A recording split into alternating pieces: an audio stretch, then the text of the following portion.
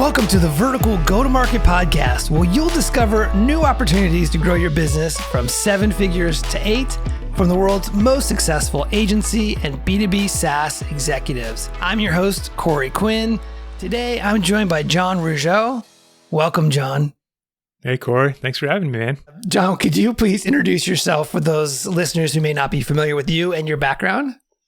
Sure. Well, I am John Rougeux, and I'm an advisor at Category Design Advisors, where we help CEOs and founders identify and dominate categories and niches where they can be number one. I've spent most of my career as a marketer in the B2B SaaS space. Co-founded a company along the way, and I spent the first few years of my career in a boring kind of supply chain role, which we probably won't get into today, but that's where I started, and here I am. Category design may be a new concept for the audience for this show. Could you give us a high-level overview of what category design is? Category design is a framework for helping companies identify and dominate new categories, or you might use the word niches. But it's really it's a business strategy, and it's something that companies use when they are solving a new problem. You know, new problems crop up all the time in our world as technology and society changes, or they're solving an old problem in a radically new way. And we can get into specifics of that. But that's the gist of it. Most of what we've, if you went to business school, or if you studied marketing, or if you've read most of the business literature, typically what people talk about is this idea of capturing market share. And the category is kind of a given. So you're in XYZ category, and your job is to grow market share from 10 to 15% or 70 to 72%, wherever you are. That's the mentality. And along with that, there's the approach there is we have a better product than the leader. We're better, faster, cheaper. We have more features. It's some sort of comparison metric where we're saying this is a better product, and that can work in some contexts. But category design is a much different framework. Instead of saying that you've got a better product, what we talk about is forcing a choice and building something that's, categorically or fundamentally different from what exists in the world today. And through that process, carving out that new niche or that new category that company can own and dominate. So on this show, we talk a lot about focusing down on a specific niche or a vertical, like you're saying. How does that relate? How does category design relate to, or how is it similar to or different from niching down? Yeah, I think we'll have a good discussion about this because you have a very specific approach on niching down within a vertical, and I have a related approach that might complement niching down. So let me back up a little bit further, though, and give you some broader context. We were talking about solving new problems or solving old problems in new ways. That's kind of the fundamental thesis behind category design. So let's break that down a little bit further. When we talk about problems, we're solving customer problems, of course. Now, problems don't exist in a vacuum. They don't exist in a generic sense. They have to be experienced by someone or some group of people for them to be worth solving. Otherwise, they're just imaginary. Now, companies that tend to excel, and there's plenty of other books that support this, they tend to be really good at solving a specific problem.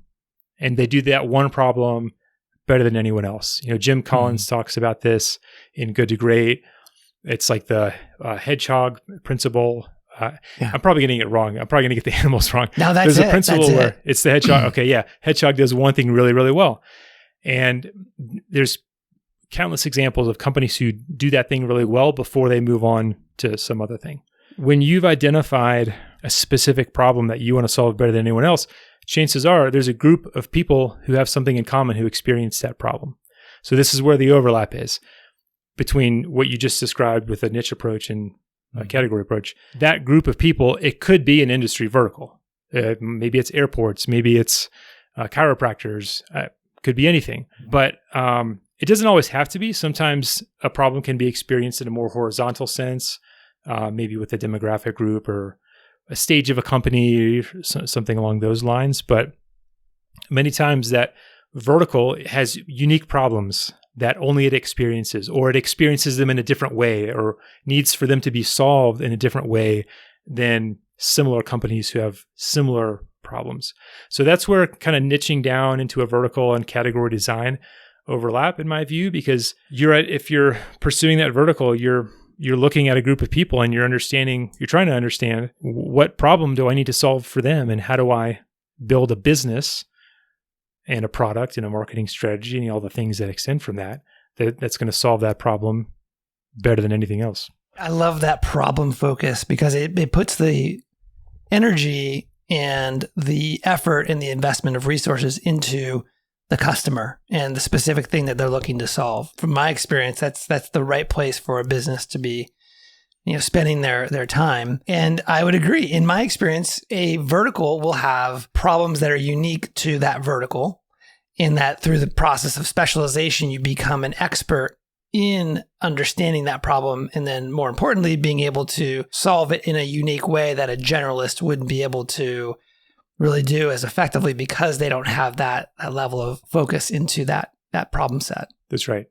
And there's companies who are broad today, but they started off in a niched approach. And category designers love to talk about Salesforce because it's one of the probably largest profile example out there. But Salesforce started selling to SMBs, people who couldn't spend tens of thousands of dollars upfront on an on-premise CRM product, but they could spend $29 a month on a CRM. So backing up a little bit, how did you get introduced to the concept of category design? So let me give you the backstory. I told you earlier that I was the co-founder of a company, and I want to share that story because it provides some good context for why I decided to research the things that led to category design.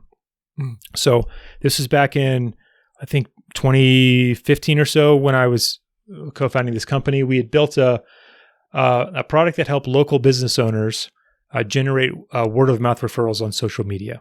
And we had a cause marketing component that went into it.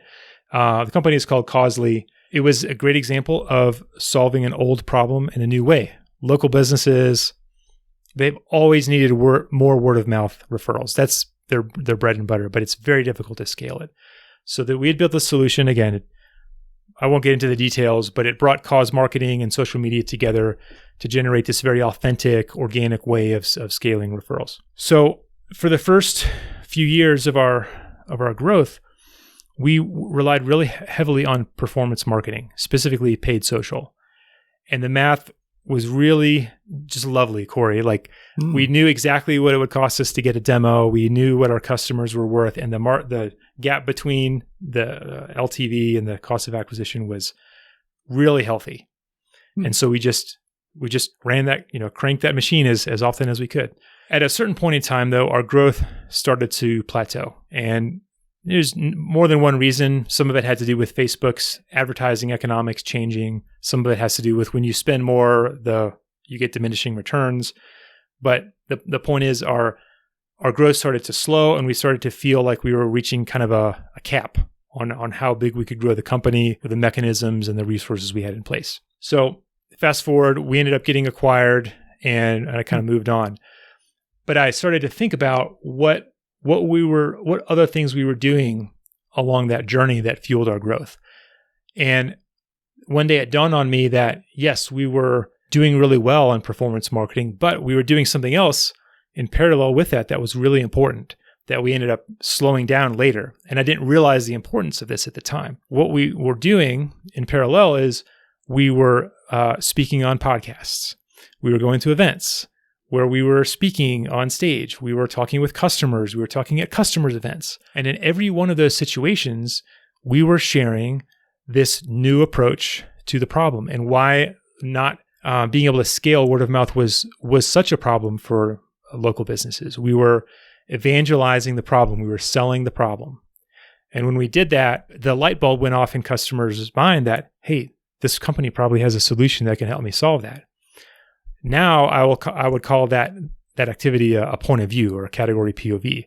I didn't have the language for it at the time, but what I realized was in all of those situations where we were evangelizing our point of view about the problem, we were creating demand for this new approach.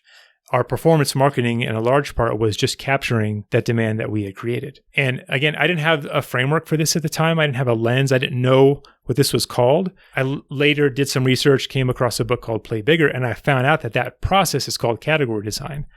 And it's when you identify a problem and you evangelize that problem with a specific market or audience or niche. And then you, by extension, you create demand for the solution that you've built. So long story longer, as Christopher Lockhead likes to say, it was only in retrospect that I started to research the topics that led me to category design. I actually started reading a bunch of old school marketing books because I was so curious, like, how did companies scale before digital marketing, before like CPC and all these very tangible metrics? So I came across some books by Al Reese and Jack Trout. They talk about this idea of being number one in a category. They talk about this concept of, if you can't be first in a category, set up a new category that you can be first in, or a new niche. And from there, a friend of mine, I was having a conversation with him. He recommended Play Bigger, which is now it's about 6 or 7 years old, but it's still kind of the blueprint for category design thinking. And as soon as I read that book, all these light bulbs went off. I thought, oh my gosh, there were all these things I would have done differently had I had this framework in mind, all those years ago. And so now this is a focus of your career. It's not only had that an early impact, but now it's something that you're bringing to other businesses. Yes. Like the next company I joined, it was an Australian company. I was able to apply some principles there as we tried to move away from a commodity space into more of our own niche. I got recruited to join another company called BombBomb, and then a blockchain company because of my category design background. And along the way, I started doing some consulting on the side, did a lot of writing, some podcasting, just creating content around the idea as I learned more. And, one day I just realized, hey, I'm able to add a lot more value focusing on this line of work than I am as a marketer. So I decided to shift into this focus instead. And that's what I've been doing since. What to you is so powerful or beneficial about category design? I think, first of all, it's a lot more fun. But let me unpack that, because I think that's why it gets to why it's powerful. And not everyone is going to agree with this statement, and that's okay. But when you think about that kind of traditional approach to marketing of let's capture market share, let's convince buyers we've got a better product, really what that comes down to is you're trying to outcompete competitors on better sales and marketing tactics. And maybe you have a better product that can help. It does help, but it really comes down to like hand-to-hand combat on sales and marketing tactics. And I know some marketers who just love that. They love that idea of like, let's outrank so-and-so on SEO. Let's try to get more reviews. Let's dial in our conversion rate optimization to, by another 0.1% so we can get a few more leads over our competitors. That's where they thrive. And if that's the game that someone wants to play, more power to them. I don't really like that game. And I think there's a lot of other people who don't, not just marketers, but CEOs. For me, it's a lot more exciting when you can say, we've thought deeply about a problem that really needs to be solved in the world, and work with a team who has conviction about why that problem matters and why it's worth solving. Because when you get so clear on that, and you get people who join you, and they're really like missionaries. They truly want that problem to be solved. And I feel like you're doing more meaningful work. You're contributing more just to society, to the business world, when you are going out of your way and you're trying to solve hard problems, and you're making a conscious effort to do that. A guy I really respect, Eddie Yoon, he kind of lays out this contrast between missionaries and mercenaries. And mercenaries are folks who try to, they want to make some money like everyone else, but they're not really bought into the problem. They're not really bought into the cause. When you see a really good CEO and team using the category design lens, they're missionaries. They care about the problem. And for me, it's just exciting to work on that. And I think people do commit more, and they are able to achieve more when they have that kind of challenge laid out in front of them. Yeah, for me, as you were saying that, I kept thinking about this concept of blue ocean versus red ocean, right? In the sort of the world of better competing in the red ocean of trying to capture a diminishing share of a market based on someone else's game. Yeah, that's right. Some people hear about category design. Maybe the listeners, based on this conversation, are saying, isn't this just a marketing strategy? Isn't like niching down or focusing on the problem? Isn't this just like a marketing plan, or is it not? That's one of the biggest misconceptions. I'm probably guilty of over-indexing on the category design as a marketing strategy myself because my background is as a marketer. But over time, I learned the shortcomings of trying to approach it as a pure marketing play or even just over-indexing on marketing. It's really, category design is a business strategy at its core. And like when we work with clients, we only work when the CEO or the equivalent role is involved. And the reason I say that is, well, let's go back to what we talked about before, about this idea of identifying the problem. Okay, so let's say, Corey, you're the CEO of some company and you understand that problem better than anyone else. And your vision is to solve that. Okay, so what are the ramifications of that lens? Well, marketing is a piece of it, right? You obviously need to communicate that problem to your customers and explain the solution. But that's just one slice of the pie. Your definition of the problem is going to inform your product roadmap. It's going to inform the kind of people that you hire. It's going to inform the way that you communicate with investors and your board. It's going to inform the way that you structure your company, your organizational capabilities that you decide to invest in or not invest in. It's a lens for all of these strategic decisions throughout the company. Marketing ends up being the tip of the spear because they're the ones who are maybe writing the press releases or doing a marketing campaign that kind of unleashes all of this thinking to the world. But at its core, it's a business strategy, right? So we've got to go a little deeper than just the head of marketing. I've heard you say this term recently, category design is like radical differentiation. Could you talk about this concept of radical differentiation? What does that mean? How is that different or the same as category design? Yeah, okay. So I started using this term more often because it came from one of the other misconceptions that I was hearing about category design a lot. The misconception was that, and this is really bad in the B2B space. I don't think B2C consumers have this problem, but B2B marketers, we get so hung up on like Gartner, Forrester, your G2, and these quote unquote official categories that are proper nouns. And B2B marketers tend to conflate category design with having one of these official categories named by an analyst at a Gartner or a Forrester. And sometimes both of those things happen, but that's kind of missing the point. I use that misconception to frame your question because category design can happen all the way from a public company trying to create that mega category, but it can always happen all the way down to a solopreneur who's trying to carve out a niche within a space. You can even apply it to your career. So when I started to talk more about this idea of radical differentiation, because wherever you are in that spectrum of business and or aspiration for what you want to achieve, if you're thinking about how you can be radically different, then you're thinking like a category designer. Mm-hmm. I come across a lot of people who think like category designers, but they've never heard of category design. They just understand it intuitively. And so you can, there's a great resource that Category Pirates put out. It's called the 8 Category Levers. And they talk about like radically different profit model, radically different distribution, radically different marketing, radically different distribution strategies. Maybe I mentioned that one already.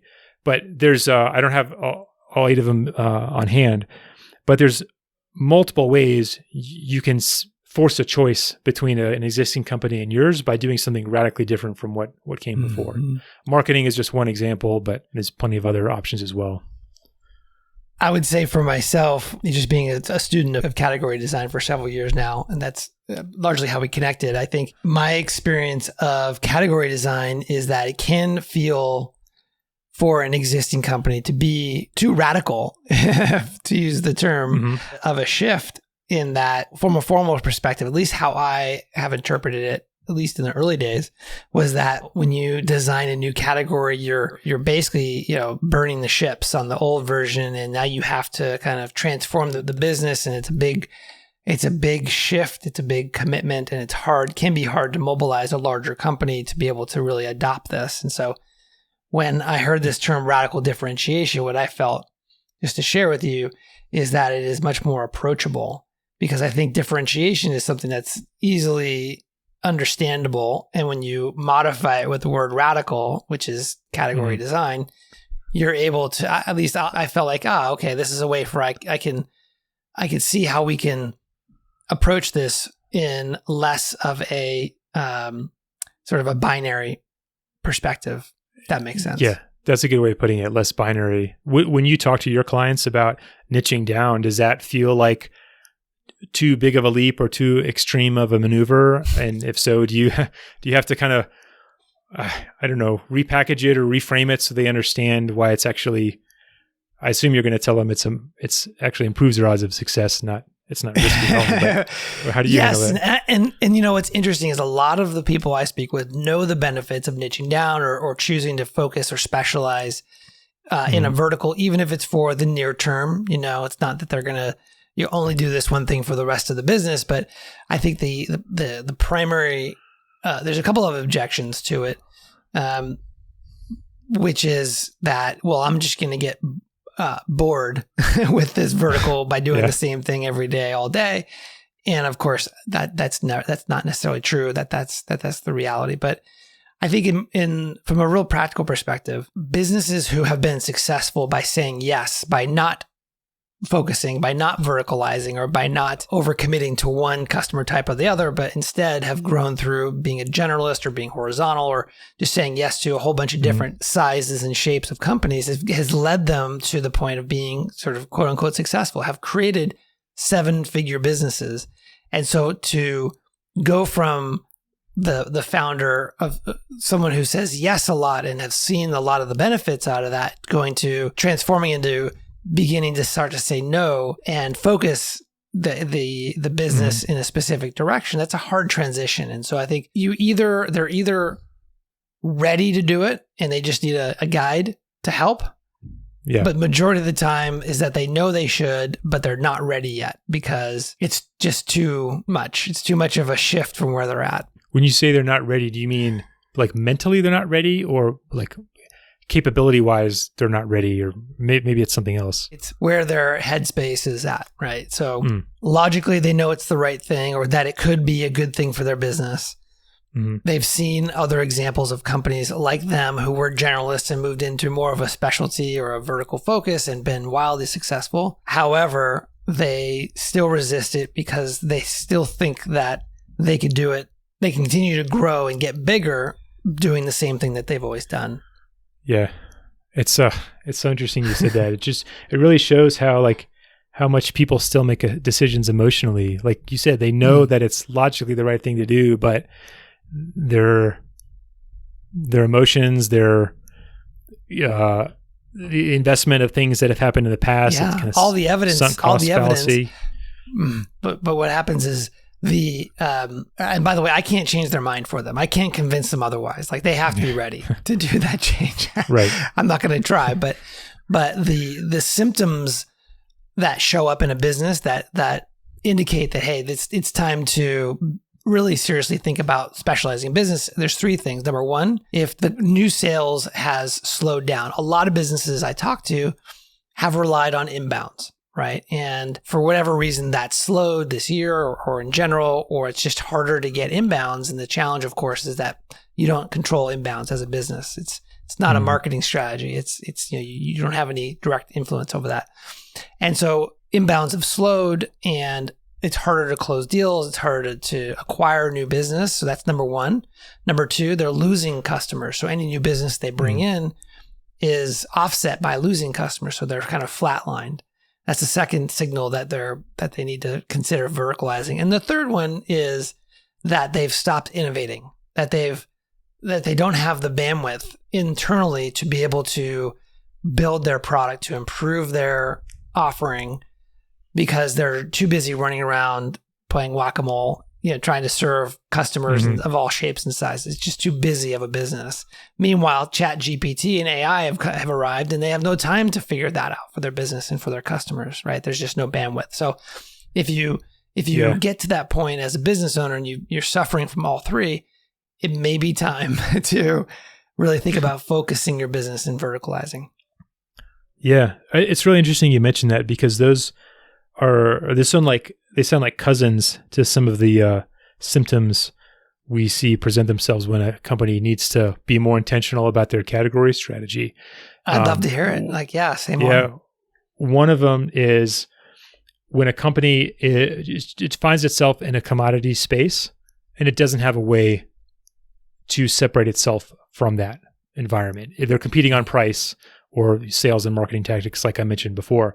And what they need to do is think about how can they be radically different? How can they innovate? What does that look like? It could be a new product development. It could be R&D. It could be something else. But the category design process gives them a lens for thinking through where they should point the ship. Mm-hmm. So that's great. One. The second one is usually the one that we encounter more often. And it's when a company they've built something that is innovative, and it's some sort of radically different approach or solution, but buyer perception is the issue. They don't know how to talk about why they're different or why that difference matters. And as buyers, we all use categories as kind of a mental shortcut for navigating the world and the thousands of products of how we put things into categories. Mm-hmm. Yeah. I mean, like, let's pick a really easy one. Like, what's your favorite soda? Well, I just drank a Diet Coke. What's your favorite beer? Let's go with that. My favorite right now, well, I'll tell you my favorite from college, because I haven't drank one in a while, but I want one, is a Sierra Nevada Pale Ale. Okay. So right there, you said Pale Ale. Right. Now, let's say that's a category of beer or a subcategory. Mm-hmm. Yeah. Now, let's say you came out with a new beer and it was kind of hoppy, but it had some other flavor profile into it. And that flavor profile was different from other types of beers that existed. Now, if I don't tell you, maybe it's closest to an IPA or to a pale ale. So you tell me it's a pale ale, and I drink it, and I'm like, gosh, Corey, I don't know. This really isn't a very good pale ale. It kind of sucks. But what if you said, well, it's I'm not going to make up a new name for beer on the spot. It's a stout or a saison or Belgian ale. Even if I don't know what that means, when I encounter that new term, then my brain is using a different algorithm. I'm not saying, is this a good or a bad pale ale? I'm saying, well, let me figure out what this thing even is. I'm forced to evaluate it on its own merits, not in comparison or in reference to something else that already exists. So that's where a lot of startups have problems, is they've built something and it's kind of similar to some other things, or it has some attributes or some features or maybe a little bit of an overlap with capabilities of some other products that exist, but it's not really that thing. It just has some shared DNA. And what buyers do when they encounter it is they're like, oh, well, it's just like this other thing. And they'll usually reference some sort of like category leader in this space. Oh, it's kind of like this, but a little different.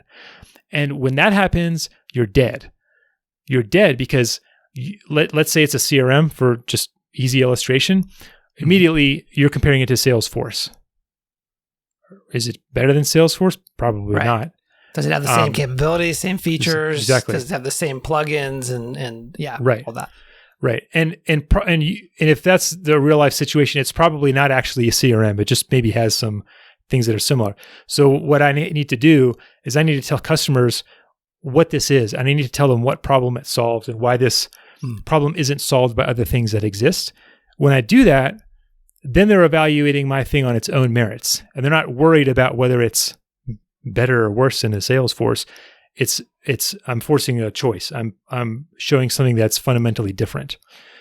So that's that second scenario, is when a company's built something novel, they don't have a narrative, or we call it a POV, point of view, to make that easy for buyers to understand why it's different, why that difference matters. And they get hung up. They don't get traction, or they get customers buying for the wrong reasons because they're confused, or they have to go through this lengthy, drawn-out sales process to actually explain what it is, and it's a mess. How do you address the concern, whether it's founded or not, that teaching an audience about a new category is expensive, it takes a lot of time? I'm a startup and I've got a 12-month runway to be able to get to certain financial milestones. How do I approach this? Well, the first thing I say is business in general is expensive. And business in general is a long-term game. And when you look at how much companies waste on marketing and sales tactics that are using that old playbook of trying to capture market share that don't work, that's expensive. And it's expensive when 2 years from now, you're another Me Too product and nobody cares. And you're not in a position to be acquired because you haven't done anything different. You haven't identified a niche or a vertical to go after, so you don't have a defensible moat. And you're just fighting for scraps. To me, that's the most expensive strategy there is. It just doesn't show up right away. It's like cancer. Yeah. So in other words, it's a strategic investment in your business's long-term success. Sure. Now, if you're a startup and you've got 12 months, 6 months of runway, and you have to be profitable within that time, maybe there's fundamental things you are missing with the business. Maybe in that situation, you shouldn't be trying to do something like that large. Maybe your aspirations are larger than your resources and your time frame. So those things do have to be kept in check. Sometimes we do work with clients, and they, even like later stage startups, they'll tell us about the category they want to build, and it's way far out on the horizon. It's beyond what technology can deliver, or it's beyond what buyers are willing to shift to. It's too much of a departure from what exists today. And we tell them, you've got to rein this thing back, and you've got to build kind of a path to that long-term vision. Otherwise, you can't wait the market out for 3, 5, 7 years until the technology and society is ready. You need to do something that's more pragmatic today to kind of work there incrementally. So it kind of cuts both ways. Would you take us through just a high-level overview of how to do category design? We always start with the problem, which shouldn't come as a surprise if you're listening, because I've probably beaten that horse beyond death already. But we start with the problem, and we really focus on who we're solving the problem for, what the consequences of that problem are, and what the ramifications of an unsolved problem are for a particular group of people. Almost all of the work on the front end is on the problem, understanding that problem better than anyone else, and really dialing in why it's a problem and what happens if that problem's not solved. What's really interesting is once you've clarified the problem, the solution starts to become self-evident. Like you can see what was very blurry starts to get some definition to it, and you can start to see what solution needs to exist to solve this problem. If you've got a really broad problem, you're going to have a broad solution, and you're not going to get very far. So the first exercise we take clients through is developing that problem and solution narrative, which we call a point of view or a POV. So that's our first step in the process, is building that POV. And that point of view, it's a strategic document for the business that it's used externally to show customers, investors, partners where the company's headed, but it's just as equally used internally to set the direction for the product roadmap, for hiring, for investments, and other things of that nature. So that's step one. Step two, we think about internal mobilization. So if I'm the CEO and I've gone through this exercise, I've just put a big flag in the sand about where my company is going to go. And if I don't have my team on board, if they're not clear on what this is and how we're going to get there, then I'm not going to get very far. Mm-hmm. So we do some exercises with the team to help them align on what this category means, what it means for their specific department, whether I'm in product or accounting or marketing. We've got to get that aligned. Then we work on what's called a mobilization strategy. So how do we take this message, this point of view, out to market and start educating our buyers on the problem, and then getting them to a place where they can understand the solution. Sometimes that's one big, huge event we call a lightning strike. Other times it's a series of smaller events we call rolling thunder. But we put an intentional plan in place to bring that message to market and start transforming the minds of buyers about what this company is all about. What are some resources that you could point our audience to help them learn more about category design? There's a few places that I would start. I'll start with a self-promotional one because that's That's easiest, but we do office hours for anyone who's interested or curious about category design, whether they're an expert, whether they've just heard about it and want to learn more. You can schedule often an office hours slot with our team.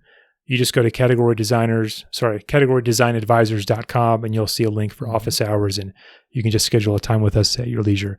That's the easiest place to start if you just want to talk to somebody and have a conversation with no strings attached.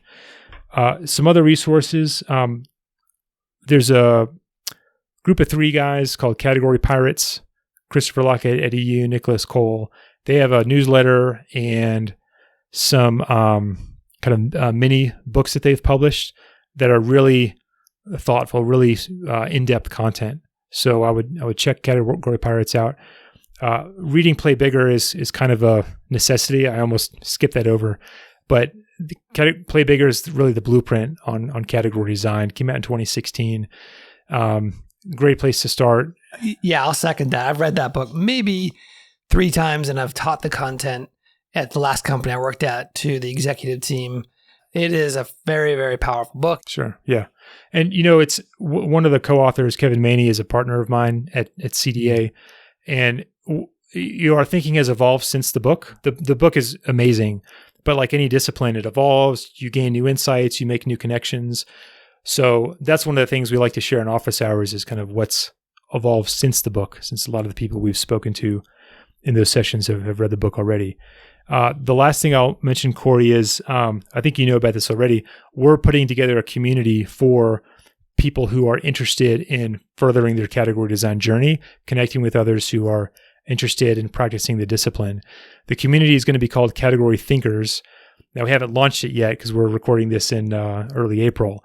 But the best way to find out about that is actually just follow me on LinkedIn because I post about this all the time. So look for, I don't know if you're going to remember how to spell my last name, but look for me on LinkedIn, follow me, and then I'll keep you posted on the launch of that and how to get involved with that community. I'll make sure to put your links to your LinkedIn profile, links to your website, and some of these other resources in the show notes so people can get quick access to those. How do you want people to get in touch with you, John? Easiest way is email, just john@categorydesignadvisors.com or LinkedIn. But LinkedIn messages, I don't know for you, man, it's a quagmire today. So odds of a reply are pretty low. It's pretty rough these days. Yeah. Anything else you'd like to cover on the topic of category design or the work that you're doing? Well, I'm curious to ask you, like, when you talk to your clients about this idea of niching down and owning a space, what are some of the questions that you get asked, and like, what are some of the points you try to convey to really move people along that journey? So part of the process that I help my clients with is not only choosing the right vertical, which is typically based on some data that they have to support that that's the right vertical. There's a whole process there. But once they've identified, hey, this is our best fit vertical for our business, then it's going and doing sort of a mini version of the POV, where it is taking a look at understanding the problem that the buyer has that this company is uniquely suited to solve. And the way we get there is we actually do customer interviews, 5 to 7, maybe 10 customer interviews. And these are to uncover how and why they buy. What was the situation before they bought this product, of my clients? What were the conditions that caused them to look, really trying to uncover the whole buying journey to understand that problem and really be able to not only understand it, but also communicate it, articulate it in a powerful way. And then the next step then is we do a competitive differentiation screen. Really, we're trying to understand, as from the buyer's perspective, who else are they choosing from? Like who else are they trying to buy from? It could be generalists, like businesses that serve, all types of businesses. It could be more specialists. So an example might be, let's say a client of mine is, they have a mobile app for restaurants, as an example.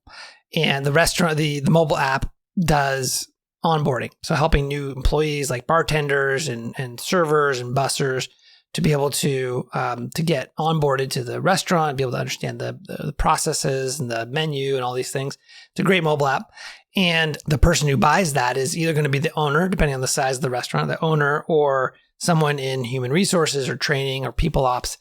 And so there's going to be other competing platforms out there who are trying to sell them their version of their solution to this problem. And so understanding what companies are out there, how they're positioned in the marketplace is really sort of helps to inform how to position my client. And so what we do is we take the takeaways about the problems that we solve and the competitive landscape to try to understand, like, where's the white space? Where's everyone competing?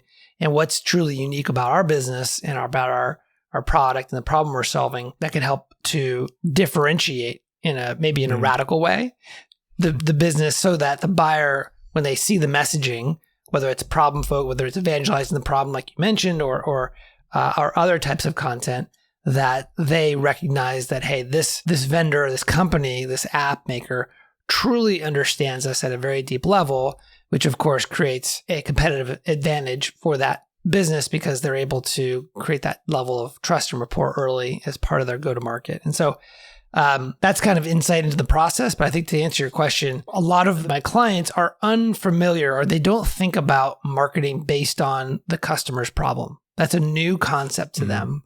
And it's kind of like once you see that, once you do it, it's like, it's the most obvious way to go to market is figuring out, okay, well, what problem are we going to be the expert at solving and be committed to becoming the expert? We may not be the expert today. They're much more focused on products and features and sort of surface benefits. And so that's really the biggest learning that I have to help my clients to really see the world in a different way, really from their buyer's worldview. It's all about like giving them clarity and then giving them the courage to act on that clarity, isn't it? Yeah, exactly. Well, hey man, thanks for having me on. It's absolutely always John, fun to chat with you, man. Always. I mean, I think that you and I share a deep passion for this idea and this framework because I think it is so powerful. So I really appreciated you coming on and sharing with the audience all your wisdom. So thank you so much for being here.